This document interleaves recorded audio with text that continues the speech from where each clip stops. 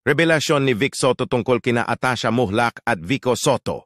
Nagbigay ng isang mahalagang revelasyon si Vic Soto tungkol sa kanyang anak na si Vico Soto at sa girlfriend nitong si Atasha Muhlak. Ayon sa pahayag ni Vic, nagkaroon siya ng pagkakataon na makilala si Atasha ng personal at ipinakita nito ang kanyang suporta sa relasyon ng kanyang anak.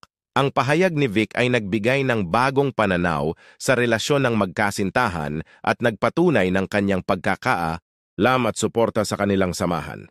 Ang revelasyon na ito ay nagdulot ng positibong reaksyon mula sa mga taga-suporta at media.